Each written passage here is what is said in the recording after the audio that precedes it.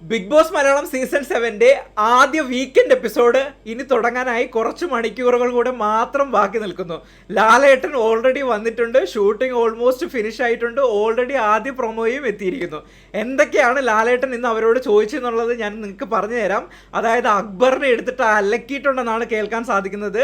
മറ്റു കാര്യങ്ങളെന്ന് പറയുന്നത് അപ്പാണി ശരത്തിൻ്റെയും ആര്യൻ്റെയും അതോടൊപ്പം തന്നെ അക്ബറിൻ്റെ ഗ്രൂപ്പിസവും പിന്നീട് നമ്മുടെ അനീഷിൻ്റെ ഒറ്റയാൾ പോരാട്ടം, അതായത് ഒറ്റയാൾ സ്ട്രാറ്റജി ഉണ്ടല്ലോ അതും, അതോടൊപ്പം തന്നെ ഷാനവാസിന്റെ ഇഷ്യൂവും, പിന്നെ എലിമിനേഷൻ ഉണ്ടാകുമോ ഇല്ലേ എന്നുള്ളതും ഇതെല്ലാം ഞാൻ നിങ്ങൾക്ക് പറഞ്ഞുതരാം. എന്തായാലും BBM ടോക്ക് വിത്ത് പ്രശു എന്ന യൂട്യൂബ് ചാനലിലേക്ക് സ്വാഗതം. ഇനിയും ആദ്യമായിട്ടാണ് നിങ്ങൾ എൻ്റെ വീഡിയോ കാണുന്നെങ്കിൽ തീർച്ചയായിട്ടും യൂട്യൂബ് ചാനൽ സബ്സ്ക്രൈബ് ചെയ്യണം, ഒപ്പം ലൈക്ക് ചെയ്യുകയും കമൻറ്റ് ചെയ്യുകയും വേണം. എന്നാൽ മാത്രമേ എനിക്ക് പിന്നീടുള്ള വീഡിയോകൾക്ക് മികച്ച രീതിയിലുള്ള മാറ്റങ്ങൾ വരുത്തി മുന്നോട്ട് പോകുവാൻ സാധിക്കുകയുള്ളൂ. ഓക്കെ, അപ്പോൾ എന്തായാലും വിഷയത്തിലേക്ക് കടക്കാം. ആദ്യം തന്നെ ലാലേട്ടൻ്റെ എപ്പിസോഡായിരിക്കും ഇന്ന് വരാൻ പോകുന്നത്. നിങ്ങൾക്ക് അറിയാം, അറിയാത്തവർക്ക് വേണ്ടി ഞാൻ ആദ്യം പറഞ്ഞുതരാം. തിങ്കൾ മുതൽ വെള്ളി വരെ ഈ ഹൗസ് മേറ്റ്സ് ചെയ്യുന്ന പ്രോബ്ലംസും ഹൗസ് മേറ്റ്സ് ചെയ്യുന്ന മിസ്റ്റേക്കുകളും എല്ലാം തിരുത്തി കൊടുക്കാൻ വേണ്ടിയിട്ട് എത്തുന്നതാണ് ഹോസ്റ്റ്. അതായത് ശനി ഞായർ ദിവസങ്ങളായിരിക്കും നമ്മുടെ ഹോസ്റ്റ് എത്തുന്നത്. ഹോസ്റ്റ് എല്ലാവർക്കും ആരാണെന്ന് അറിയാം, നമ്മുടെ ലാലേട്ടനാണ് എത്തുന്നത്. സോ ലാലേട്ടൻ ഏത് രീതിയിലാണ് ഇവരെ ഹാൻഡിൽ ചെയ്യുന്നത് എന്നുള്ളത് എല്ലാ വർഷവും നമുക്ക് അറിയാവുന്നതാണ്. ലാലേട്ടൻ ഭയങ്കര അഗ്രസീവ് ഒന്നും അല്ല. നമ്മളിപ്പോൾ ഹിന്ദിയിലേക്ക് പോയി നോക്കുകയാണെങ്കിൽ അവിടുത്തെ ഹോസ്റ്റൊക്കെ സൽമാൻ ഖാനാണ്. പുള്ളിക്കാരൻ ഭയങ്കര എനർജറ്റിക് ആയിരിക്കും, എന്താ എന്നൊക്കെ പറഞ്ഞ് ഇടിക്കാനൊക്കെ പോകുന്ന രീതിയിലുള്ള തരത്തിലുള്ള ഹോസ്റ്റിംഗ് ആണ് ഹിന്ദിയിൽ നടക്കുന്നത്. പക്ഷേ ലാലേട്ടനെ നമുക്കറിയാലോ, എന്താ മോനെ അങ്ങനെയൊക്കെ ഉള്ള ഒരു രീതിയിലാണ്. സോ എന്തായാലും ഇത്തവണത്തെ വർഷം എങ്ങനെയായിരിക്കും ലാലേട്ടൻ അവതരിപ്പിക്കുക എന്നുള്ളത് കൗതുകത്തോടു കൂടി ഞാൻ കാത്തിരിക്കുകയാണ്. ആദ്യം തന്നെ വിഷയത്തിലേക്ക് എന്തൊക്കെ വിഷയങ്ങളാണ് നടന്നിട്ടുള്ളത്. തീർച്ചയായിട്ടും രേണു സുധിയെ സെപ്റ്റിക് ടാങ്ക്, തീട്ടക്കുഴി എന്ന് വിളിച്ച് വിശേഷിപ്പിച്ച അക്ബറിനെതിരെ ലാലേട്ടൻ പൊട്ടിത്തെറിക്കും. അത് 100% ഷുവറാണ്. കാരണം ഓരോ മലയാളികളും രേണുവിനെതിരെ വിരോധമുള്ളവരുണ്ടാകാം, അല്ലെങ്കിൽ സപ്പോർട്ടിംഗ് ഉള്ളവരുണ്ടാകാം, ആരായാലും പബ്ലിക് പ്ലാറ്റ്ഫോമിൽ ഓൾറെഡി പറഞ്ഞതാണ് സെപ്റ്റിക് ടാങ്ക് എന്ന വിഷയം തീർച്ചയായും നെഗറ്റീവ് ഇമ്പാക്റ്റ് അക്ബറിന് ഉണ്ടാക്കിയിട്ടുണ്ട്.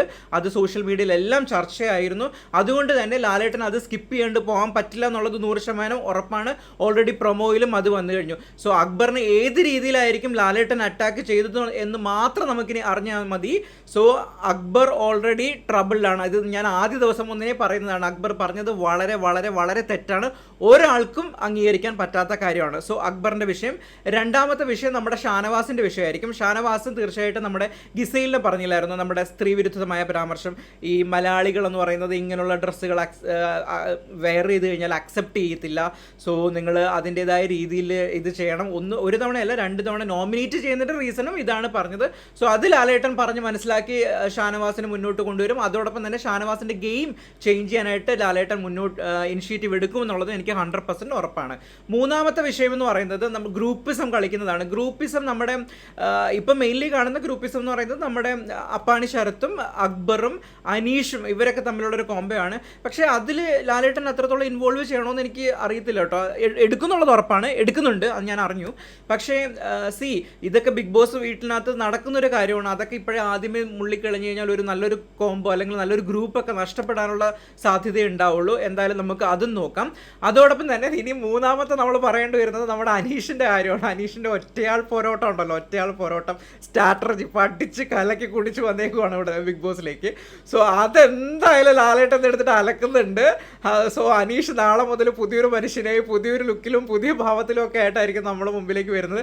അതെന്തായാലും അനീഷിന് ഉപകാരപ്പെടുകയും ചെയ്യും കേട്ടോ. കാരണം അനീഷ് ഇപ്പോൾ പഠിച്ചു വന്നേക്കുന്നതാണ്, ഛർദ്ദിച്ചുകൊണ്ടിരിക്കുന്നത്. അനീഷ് നല്ല പൊട്ടൻഷ്യലുള്ള ആളാണ്. സോ അനീഷിന് തീർച്ചയായിട്ടും മുന്നോട്ട് പോകാൻ ലാലേട്ടൻ ഇന്നത്തെ ഉപദേശം ഉപകരിക്കും എന്നുള്ളത് എനിക്ക് 100% ഷുവറാണ്.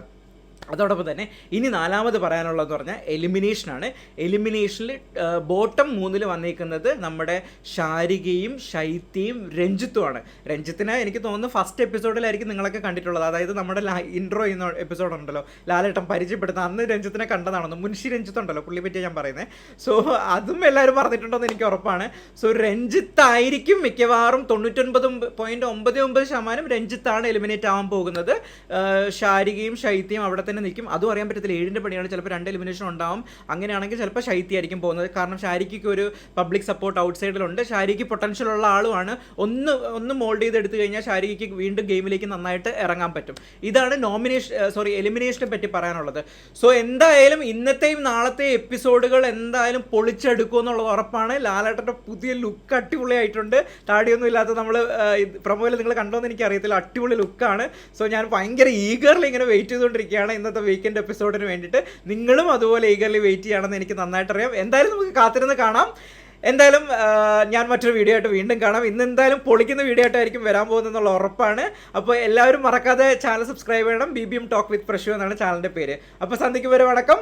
ബൈ.